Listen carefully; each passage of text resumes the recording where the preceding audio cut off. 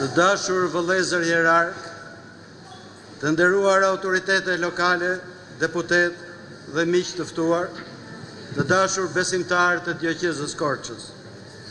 Le të falenderojmë Perëndin për dhuratën e tij të patregueshme. Sot është një ditë e madhe gëzimi dhe bekimi për Mitropolinë e Korçës dhe për të gjithë kishën tonë.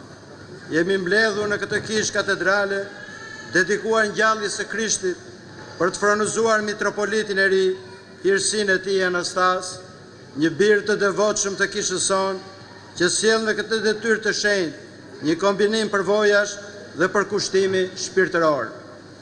Para se të flas për mitropolitin e ri, më lejoni të kujtoj me mirënjohje të thellë punën titanike që është bërë në këtë mitropolit shenjtë nga kryepeshkopi i ndjer Anastas. Kur erdhi këtu, si në të gjithë Shqipërinë, gjeti një situatë tepër të vështirë. Kishat ishin të shkatërruara ose të kthyera në magazina, besimtarët ishin të frikësuar dhe të shpërndarë, klerikët pothuajse mungonin plotësisht dhe vetë nocioni i jetës ortodokse ishte dobësuar. Po me hirin e Perëndis dhe me mbështetjen e besimtarëve të devotshëm, ai filloi punën e madhe të rindërtimit, si për ngritjen e infrastrukturës fizike, ashtu dhe asaj shpirtërore, një vepër të jashtëzakonshme, të cilën kreu me sukses të plotë. Unë pata bekimin dhe privilegjin të vazhdoja veprën e tij për 27 vjet. Ndonse ishte një punë plot sfida dhe pengesa, këtu gjeta një komunitet ortodoks të mrekullueshëm, të devotshëm dhe shprestar, të cilët më mbështetën dhe më gjendën pranë në çdo vështirësi.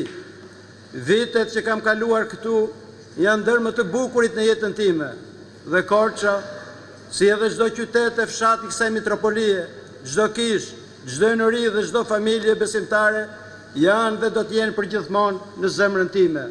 Ju falenderoj dhe do ju kujtoj gjithmonë me mirënjohje.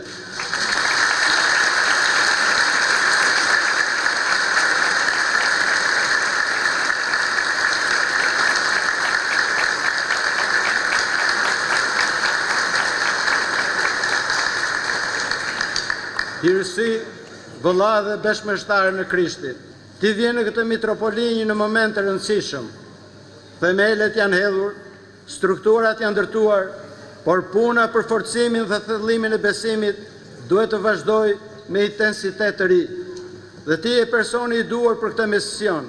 Prandaj sot, me gëzim të madh, por dhe me emocion të thellë, unë po të dorëzoj ty këtë thesar të çmuar. Po ta dorëzoj jo si diçka që më përket mua, po si një amanet të shenjtë që kryepiskopi Anastas ma besoi dikur mua, e tani kalon tek ti për ta ruajtur, kultivuar dhe zhvilluar më tej. E di që po e lë në duar të sigurta dhe të afta, përvoja jote, formimi yt dhe mbi të gjitha përkushtimi yt i dëshmuar, më japin siguri të plotë se Korça do të lulëzojë në udhëheqjen tënde.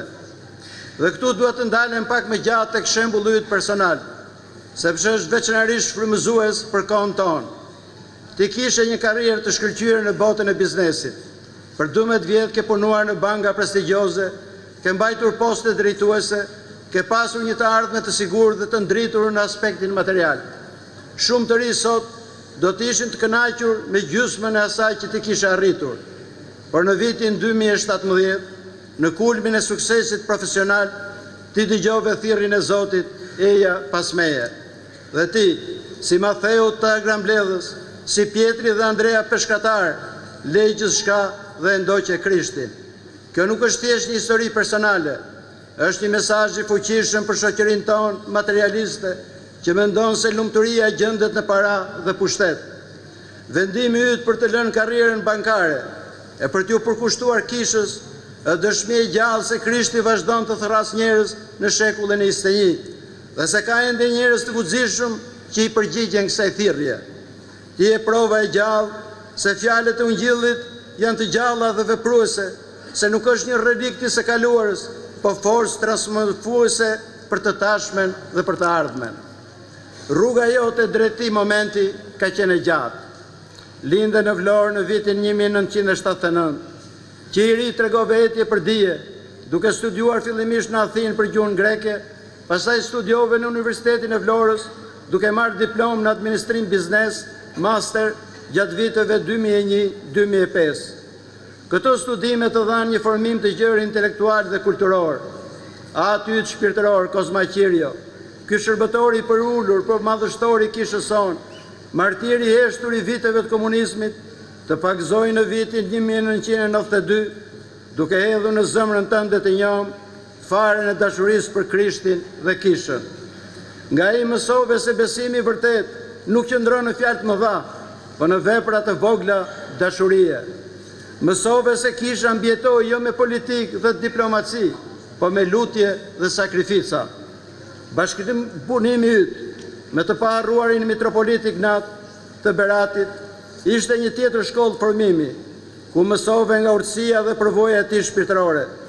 Gjatë gjithë viteve në bankë, nga 2005 në 2017, ti nuk u shkëpute kur nga kisha, që nga viti 2006 isha antar aktiv i Këshillit Kleriko-Laik, duke kontribuar me përvojën tënde profesionale në administrimin e kishës.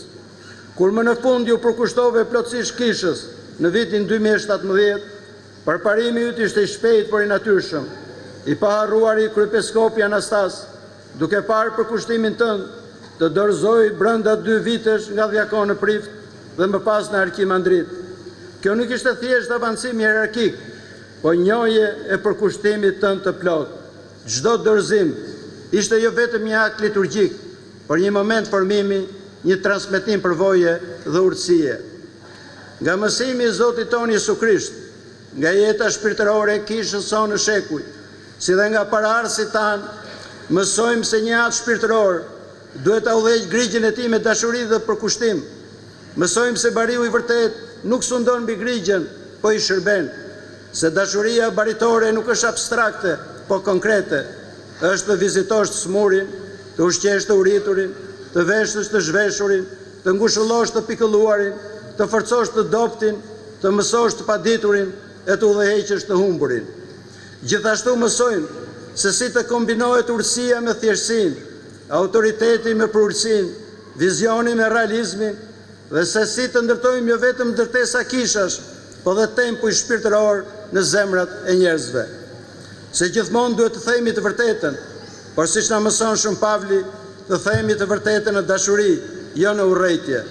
Të urrejmë mëkatin, po ta duam mëkatarin. Dhe mbi të gjitha, mësojmë ta duam Perëndin. Dhe e dim se të gjitha u ndihmojnë për mirë atyre që duan Perëndin. Duke mbajtur këto mësime në mendje dhe zemrën tënde, e duke i zbatuar ato me përkushtim në jetën dhe punën tënde, do të shpëtosh edhe veten dhe ata që të dëgjojnë ty. Hirësi, Korça është kryeqyteti kulturor i Shqipërisë, djep i arsimit kombëtar dhe qendër e rezistencës shpirtërore, ku lindi rilindja kombëtare dhe u hap shkolla e parë shqipe. Por sot si në gjithë vendin tonë, dhe ajo përballet me sfida të mëdha.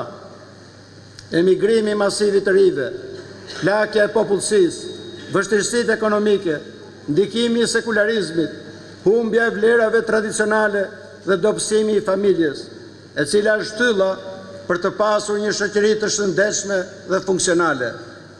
Jam i bindur se do të gjesh përgjigje krijuese për këto sfida, do të dish të komunikosh me të rinjt në gjuhën e tyre, duke përdorur mjetet moderne, por pa komprometuar mesazhin e përjetshëm.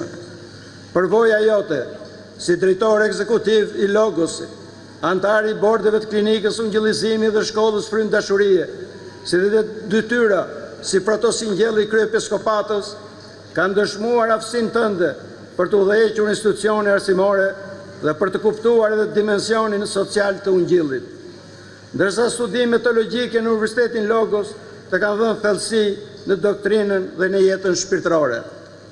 Ti e thirrur të jesh jo vetëm administrator i aftë, po mbi të gjitha atë shpirtëror, udhërrëfyes dhe ngushëllues. I e thirrur që të jesh një dritë që ndriçon errësirë, një zë që shpall të vërtetën, një dëshmi e gjallë se Krishti është i gjallë. Populli i Korçës pret shumë nga ty. Klerikët presin udhëheqje, të rit frymëzim, të moshuarit ngushëllim dhe të varfrit ndihmë. Në momentet e vështira, Kujto thjeshtësinë dhe devotshmërinë e atë Kozmait, përhyrësinë dhe durimin e Irsi Ignatit, diturinë dhe dashurinë e kryepiskopit Anastas në veprën e tij të pashoqe në ringritjen e kishës son nga gërmadhat. Por sidomos kujto fjalët e apostullit: unë mund të bëj gjithçka me anë të Krishtit që më forcon, sepse pa Krishtin nuk mund të bëjmë dot asgjë. Nuk je vetëm. Pastaj e qëndron e gjithë kisha jonë, sinodi i shenjtë, klerikët e nderuar dhe qindra mi besimtarë që do të luten për ty. Ki ndërmend gjithmonë se të është dhënë hiri i Perëndis dhe Perëndia nuk na ka dhënë frymë frike, po frymë force, dashurie dhe urtësie.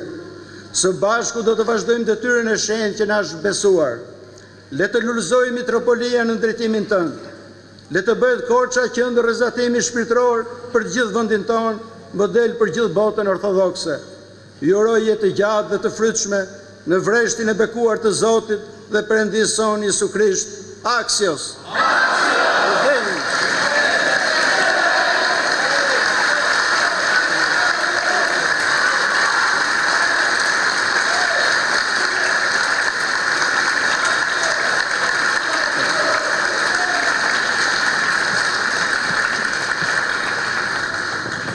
Po të dorëzoj këtë pateric e bërë me dashuri nga pater Thonaj, një murg në malin e shenjtë, e ta kesh gjithmonë parasysh për të ruajtur padyshim doktrinën e besimit, po dhe përvojën shpirtërore të gjatë nga mali i shenjtë.